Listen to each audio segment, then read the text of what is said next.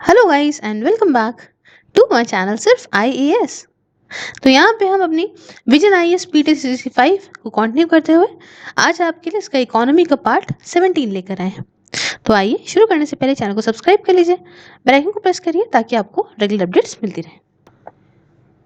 अब इसके अंदर जो मेन हेड टॉपिक है वो है एनिमल हस्बेंड्री का, और इसके अंदर पहला सब टॉपिक कहता है animal husbandry infrastructure development fund के बारे में।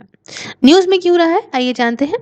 देखिए, cabinet committee on economic affairs ने रिसेंटली अप्रूव करा है establishment animal husbandry infrastructure development fund का, जो कि करीब 15,000 करोड़ रुपीस का होने वाला है। पैसा ही पैसा। खैर, बात जानते हैं कुछ animal husbandry infrastructure development fund के बारे में। देखिए, इसका ऑब्जेक्टिव क्या है सबसे पहले समझते हैं। ऑब्जेक्टिव मेन ये है कि मिल्क और मिल्क जो प्रोसेसिंग कैपेसिटी है उसे बढ़ाना, साथ में प्रोडक्शन डाइवर्सिफिकेशन मतलब अलग अलग चीज़ों का प्रोडक्शन करना, और साथ में ग्रेटर एक्सेस देना मार्केट को कि मार्केट तक चीज़ें पहुंच पाएँ, और साथ में एक्सपोर्ट को प्रमोट करना, एंटरप्रेन्योरशिप वगैरह को प्रमोट करना, जो भी अच्छा होता है भला होता है हमारी मार्केट के लिए। उसके बाद देखिए, ये जो animal husbandry infrastructure development fund होगा, जिसे शॉर्ट फॉर्म में हम क्या कह रहे हैं यहाँ पे, AHIDF, ये फंड यहाँ पे इन्वेस्टमेंट्स वगैरह देगा इस्टेब्लिशमेंट के लिए इंफ्रास्ट्रक्चर की, जो भी इंफ्रास्ट्रक्चर डेयरी के लिए या मीट प्रोसेसिंग यूनिट्स वगैरह बनाई जाएंगी, या फिर वैल्यू एडिशन इंफ्रास्ट्रक्चर बनाया जाएगा, उसके लिए पैसा देगा। साथ में अगर एनिमल फीड प्लांट बनाया जा रहा है प्राइवेट सेक्टर में, तो उसके लिए भी इन्वेस्टमेंट ये करेगा। अच्छा, कौन कौन बेनिफिशियरी इसके लिए एलिजिबल है। देखिए, फार्मर प्रोड्यूसर ऑर्गेनाइजेशन, साथ में MSMEs, उसके साथ नॉट फॉर प्रॉफिट कंपनीज हो गई, प्राइवेट कंपनीज हो गई, और इंडिविजुअल एंटरप्रेन्योर्स इसके लिए जो है वो एलिजिबल है। पैसे की बात करें, फंडिंग की बात करें, तो कम से कम 10% मार्जिन जो कि पैसे का होगा, इसे कंट्रीब्यूट करा जाएगा बेनिफिशियरी के द्वारा। साथ में जो बैलेंस बचा हुआ 90% है, उसे यहाँ पे ये जो है वो लोन कंपोनेंट जो है वो अवेलेबल कराया जाएगा शेड्यूल बैंक के थ्रू। ठीक है, शेड्यूल बैंक वगैरह बाकी बचा हुआ पैसा देंगे। लोन जो है वो जो प्रोवाइड करा जाएगा, लोन वो यहाँ पे प्रोवाइड नहीं करा जाएगा फॉर एक्विजिशन ऑफ लैंड। ठीक है, loan would not be provided for acquisition of land वगैरह अगर आपको खरीदनी है, एक्वायर करनी है, तो इसके लिए लोन नहीं मिलेगा। साथ में एलिजिबल एंटिटीज जो है वो यहाँ पे स्टैट्यूटरी क्लियरेंस वगैरह पाने के लिए भी रिस्पॉन्सिबल रहेंगे। अब इंटरेस्ट सबवेंशन की बात करें, तो जो सरकार है हमारे देश की, मतलब गवर्नमेंट ऑफ इंडिया जो है, वो यहाँ पे 3% का इंटरेस्ट सबवेंशन देगी एलिजिबल बेनिफिशरीज को, और यहाँ पे 2 साल का मोरेटोरियम पीरियड भी दिया जाएगा, मतलब 2 साल तक के लिए आपको कुछ नहीं देना है प्रिंसिपल लोन अमाउंट के लिए, और 6 सालों का रीपेमेंट पीरियड रहेगा उसके बाद। तो समय भी मिल जाएगा कि आराम से, देखिए होता क्या है, तुरंत लोन दिया, अगले महीने से अगर इंस्टॉलमेंट मांगने लग जाओगे तो जो भी इन्वेस्टमेंट है उसके बदले में भाई उसका पैसा मिला कहाँ, तो कहाँ से इंस्टॉलमेंट देगा बंदा, है ना। इसलिए कुछ मोरेटोरियम पीरियड यहाँ पे दिया जाएगा। उसके साथ क्रेडिट गारंटी फंड की बात करें, तो सरकार यहाँ पे क्रेडिट गारंटी फंड भी बनाएगी, जो कि करीब 750 करोड़ का होगा, और इसे मैनेज करा जाएगा प्यारे बच्चों नाबार्ड के through, national bank for agriculture and rural development के थ्रू। ये जो क्रेडिट गारंटी है, इसे दिया जाएगा उन सैंक्शन प्रोजेक्ट्स के लिए जिसके जो कवर करे जाएंगे MSME डिफाइंड सीलिंग्स के अंदर। अच्छा, इसको अनाउंस करा गया है आत्मनिर्भर भारत पैकेज के अंडर। तो ये हमने कुछ बात करी इस फंड के बारे में। नेक्स्ट जो हम बात करने जा रहे हैं वो है interest subvention on working capital loans for dairy sector scheme के बारे में। न्यूज़ में क्यों है पहले ये जानते हैं। देखिए, ministry of fisheries, animal husbandry and dairying ने यहाँ पे इंट्रोड्यूस करा है एक नए तरह की स्कीम, जो कि सपोर्ट करेगी dairy cooperatives and farmer producer organisation को, जो सारे के लोग डेयरी एक्टिविटीज़ में इंगेज होते हैं। और ये इम्प्लीमेंटेशन ये जो होगा, जो आपका 2021 और 2021 के टाइम पे उसके लिए यहाँ पे लाई गई है। अब देखिए, यहाँ पे कुछ न्यूज़ के बारे में जानते हैं, स्कीम के बारे में और बात कुछ जान लेते हैं। देखिए, स्कीम यहाँ पे इंटरेस्ट सबवेंशन देगी करीब 2% का पर एनम, और उसके साथ यहाँ पे इंसेंटिव भी देगी 2% पर एनम इंटरेस्ट सबवेंशन का दिया जाएगा, अगर मान लीजिए कोई प्रॉम्प्ट या टाइमली रीपेमेंट कर देता है, तुरंत अगर जल्दी से रीपेमेंट कर देता है उसके लिए और यहाँ पे फ़ायदा मिलेगा। ये एप्लीकेबल होगी वर्किंग कैपिटल लोन को, जो कि लिया जाएगा शेड्यूल कमर्शियल बैंक्स या फिर रीजनल रूरल बैंक्स या फिर कोऑपरेटिव बैंक्स बैंक्स या फाइनेंशियल इंस्टीट्यूशंस से बिटवीन 1 अप्रैल 2020 से लेके जो कि 31 मार्च 2021 के बीच में बाय कोऑपरेटिव्स, एफपीओज जो लेंगे, या फिर भाई milk for conversion of milk, किस लिए लेंगे? मिल्क को कन्वर्ट करने के लिए कंजर्व कमोडिटीज में या फिर दूसरे कुछ मिल्क प्रोडक्ट्स में। तो ये है बहुत ही खूबसूरत स्कीम। इसके अंदर एक चार्ट बना है, वो कहता है health certificate must for dairy export. इसका मतलब क्या है? देखिए, ministry of commerce and industry ने नोटिफाई करा है एक्सपोर्ट मिल्क का, साथ में मिल्क प्रोडक्ट्स का, जैसे कि भाई quality control, inspection, monitoring rules 2020 को। फिर समझिए, ministry of commerce and dairy has notified export of milk and milk products quality control, inspection and monitoring rules 2020 को। जो ऑर्डर है ये यहाँ पे जो सुपरसीड करता है export of milk products quality control, inspection and monitoring rule 2000 को।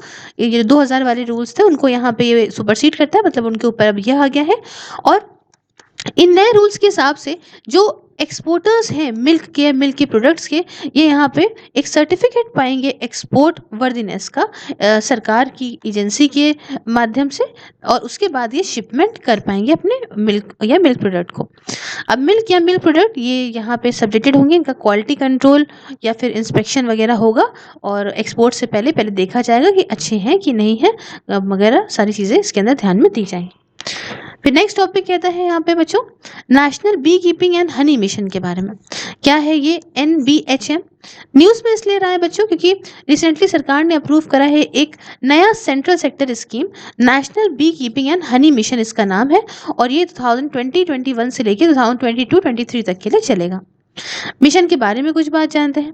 ये एक सेंट्रल सेक्टर स्कीम है, इसमें जो है भाई प्रमोशन और डेवलपमेंट यहाँ पे साइंटिफिक बी कीपिंग का करने के लिए कही जा रही है, साथ में जो प्रोडक्शन है क्वालिटी हनी और अदर बी हाइव प्रोडक्ट्स का, उसके लिए भी की जा रहा है यहाँ पे।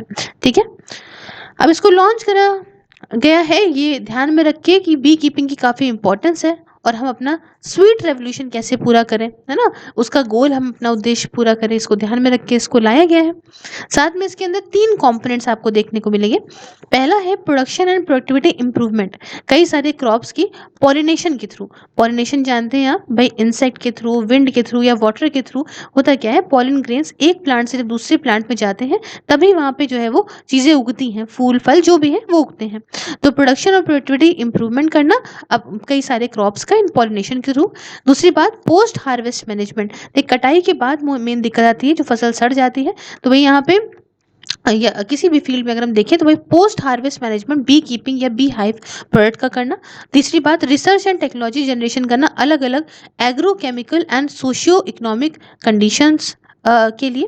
और उसके बाद इसके अंदर नेशनल बी बोल्ड को भी यहाँ पे जो होगा उसके अंदर जो है वो 30 लाख फार्मर्स होंगे बी कीपिंग में। अब बी कीपिंग हमारे इंडिया में कैसी है समझते हैं।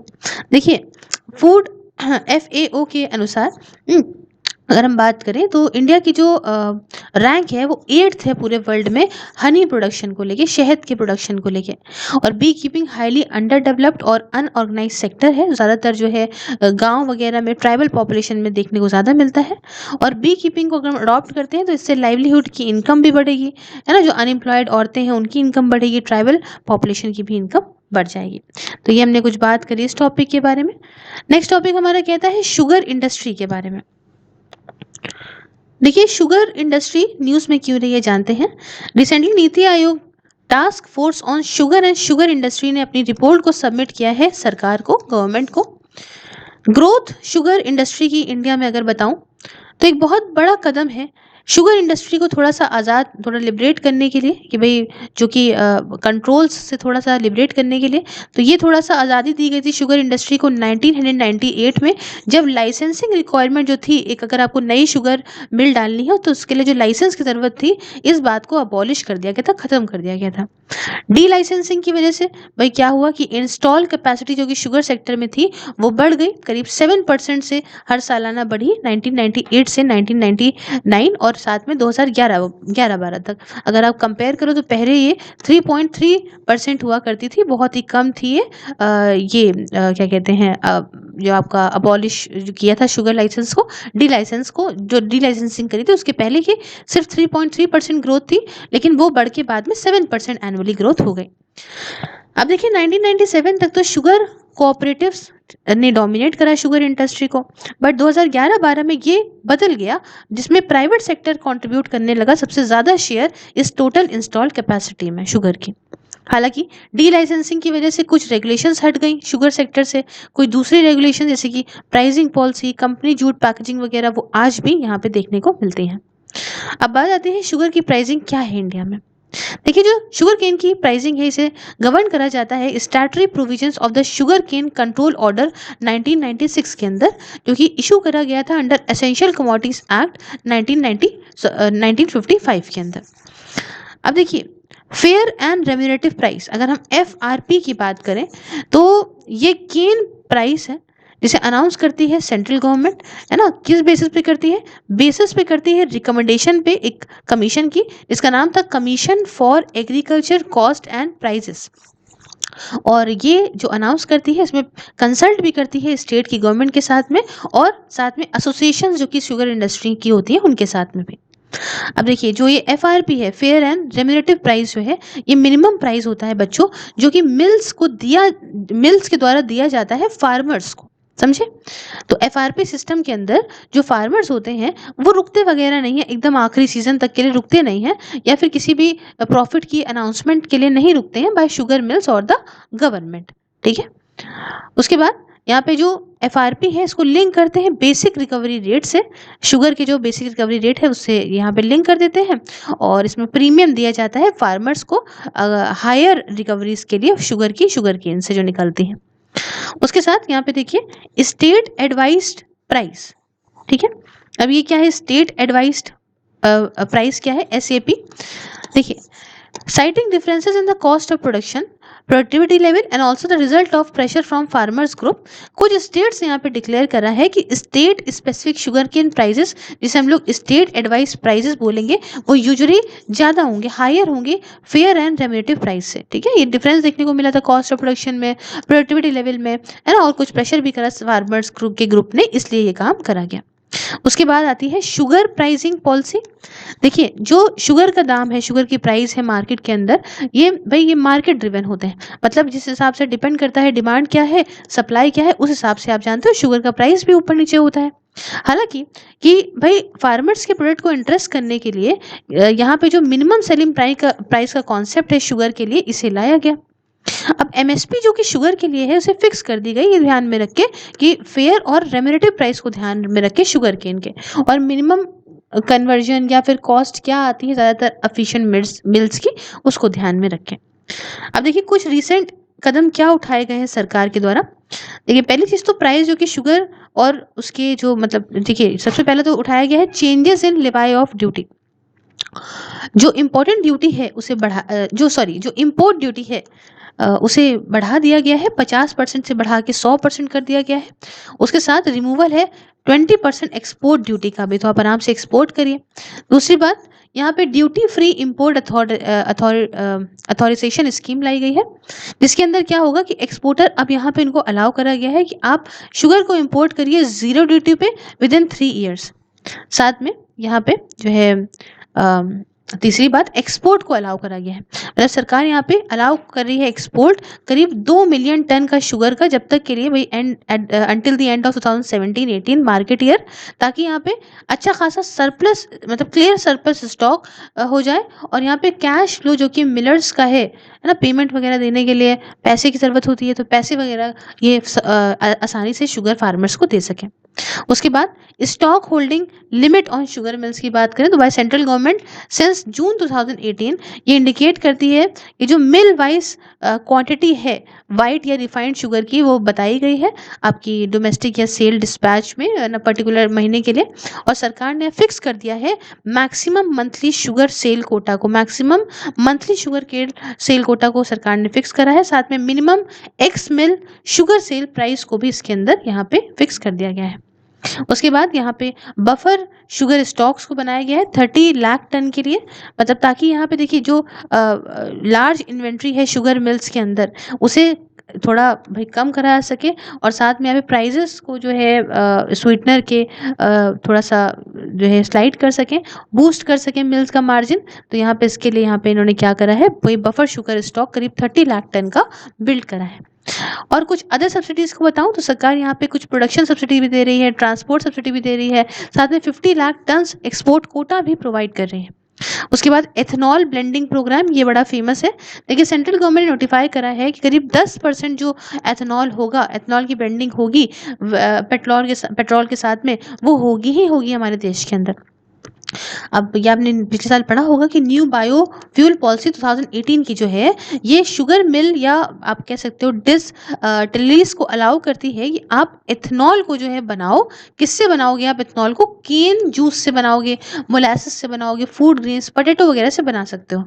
इसने ये भी कहा है कि एक इंडिकेटिव टारगेट हमें 20% ब्लेंडिंग हमें एथनॉल की पेट्रोल के अंदर और 5% ब्लेंडिंग हमें बायो डीजल के अंदर करनी है सन 2030 तक के लिए। ठीक है।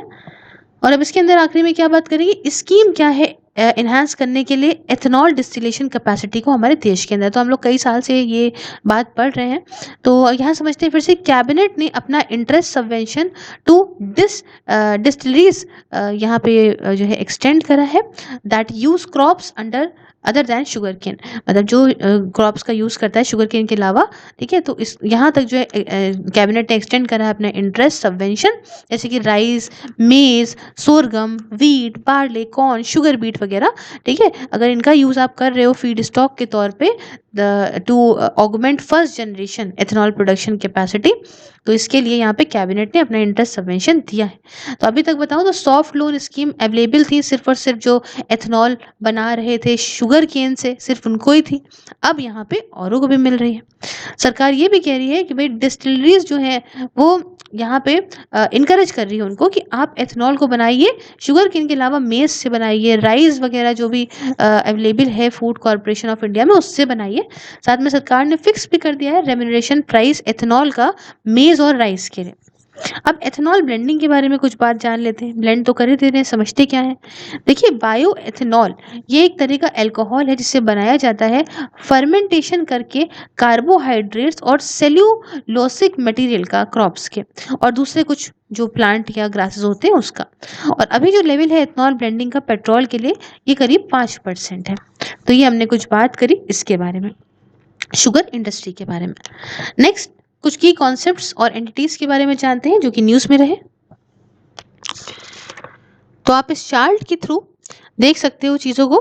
देखिए TRQ स्कीम मतलब टैरिफ रेट कोटा स्कीम, ये क्या है? टैरिफ रेट कोटा इस्टेब्लिश करे जाते हैं, ट्रेड एग्रीमेंट्स जो होते हैं कंट्रीज़ के बीच में, वहाँ पे इस्टेब्लिश करे जाते हैं। ये स्कीम अलाउ करती है एक सेट क्वांटिटी का कुछ स्पेसिफिक प्रोडक्ट्स की, कि आप इतनी क्वांटिटी को इंपोर्ट कर सकते हो लो या फिर ज़ीरो रेट ऑफ ड्यूटी पे।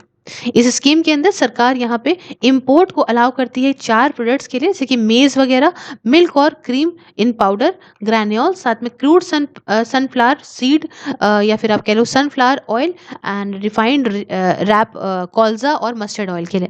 तो रिसेंटली सरकार ने नोटिफाई करे हैं अपने नॉर्म्स वगैरह कि आप इंपोर्ट कर सकते हो 5 लाख टन मेज़ को कंसेशनल कस्टम ड्यूटी ऑफ 15% पे इस स्कीम TRQ स्कीम के तहत।